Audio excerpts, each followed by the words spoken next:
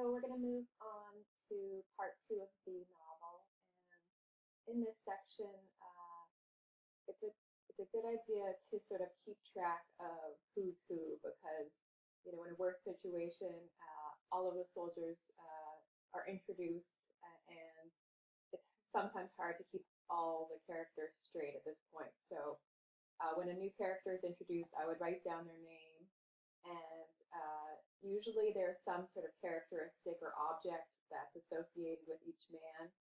So it's a good way to sort of keep the characters straight. So for example, on page 69,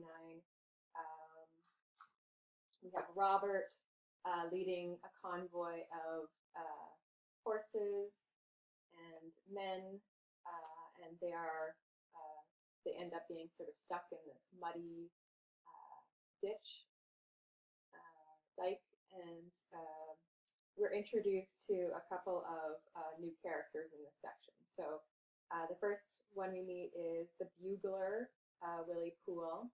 So if you write down Willie Poole and note that he has the bugle, this is a sort of good start to keep straight all of these different soldiers who are going to be introduced in this second section of the book. You might also note that Willie Poole is young, so he looks young, but he's still, like Robert, of age, but they're all, very young men, 19, with a lot of power in this position. So Robert is in charge of all these horses, all these men, leading this convoy. And in this scene, we have Robert sort of faltering in his role as a leader, accidentally leading the convoy of horses and supplies onto a shaky ditch or a dike that's just about to collapse. So in this second section, we also have some symbolism. Timothy Findley sort of incorporates symbolic elements related to nature.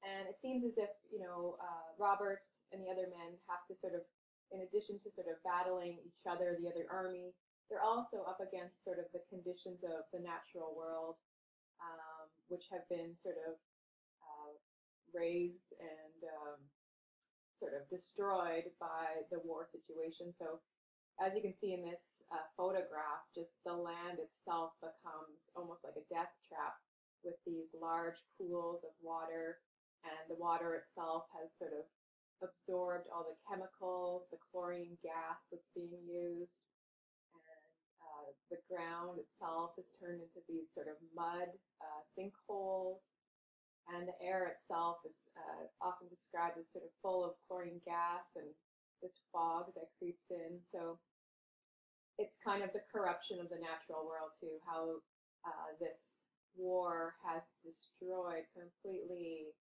destroyed this what would be beautiful land and turned it into something toxic.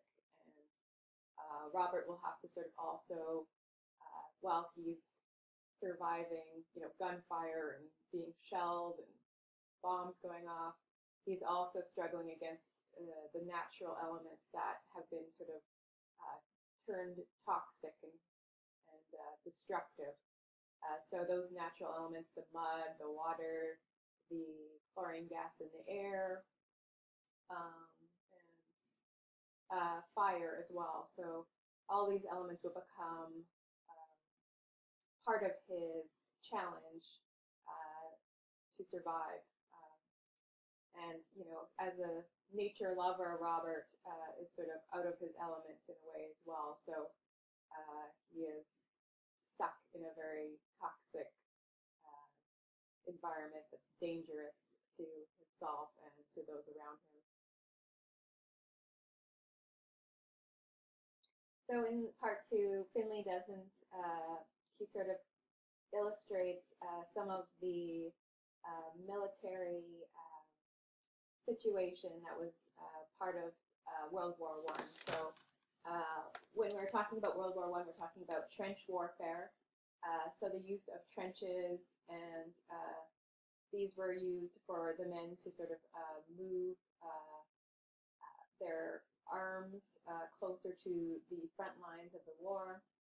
And as it turns out, the enemy line, so they also had trenches, were only 100 yards away, right? So you had two sides, both sort of trenched into the ground, and these conditions led to a lot of hardship for the men.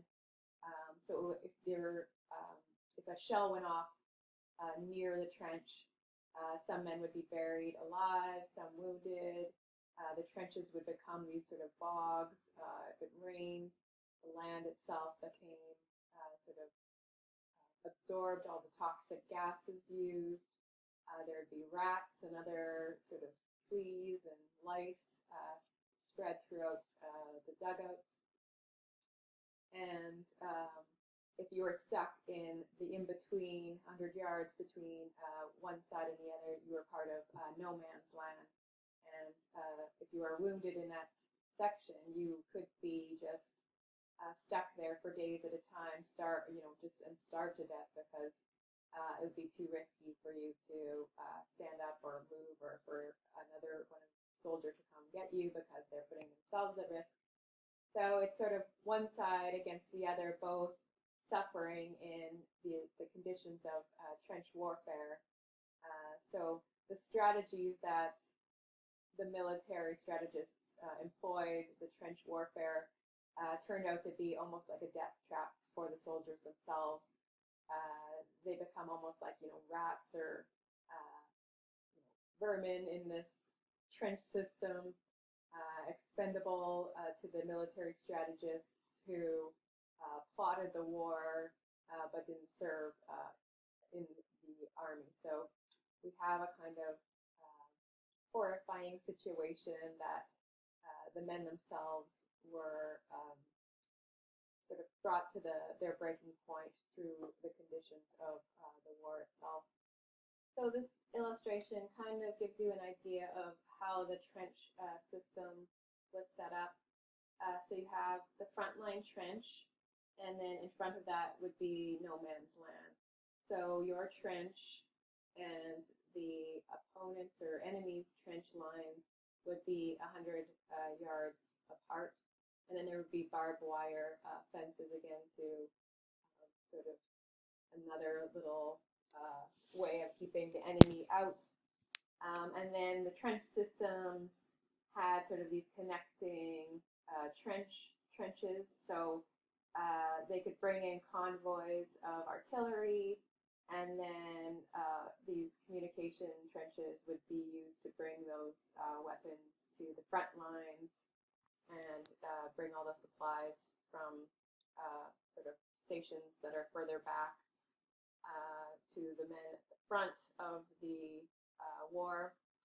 And then further back there would be support trenches and dugouts, right? So these were where the men would sort of rotate out. So when you weren't on a mission, you would be sleeping in these sort of underground dugouts where there was kind of makeshift sleeping quarters for the men. But, at any point, your trench, your dugout could be bombed or shelled. So there was always this risk of being buried alive, and the spread of disease and rats and lice would have been a real health concern as well in this system. So some soldiers have described this as hell on earth, right?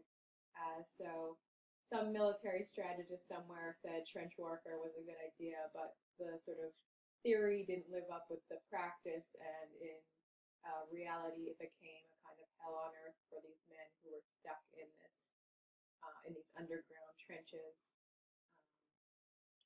And they became these like swampy pits, right? You have so much description in part 2 of the mud and the sinkholes and the chlorine gas, and it sounds, suffocating.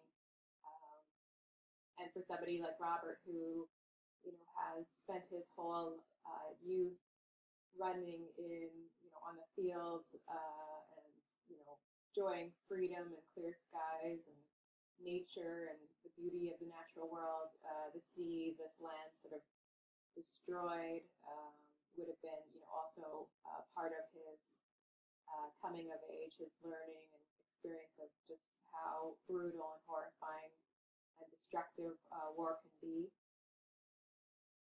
A bit more about some of the new characters that are introduced in part 2.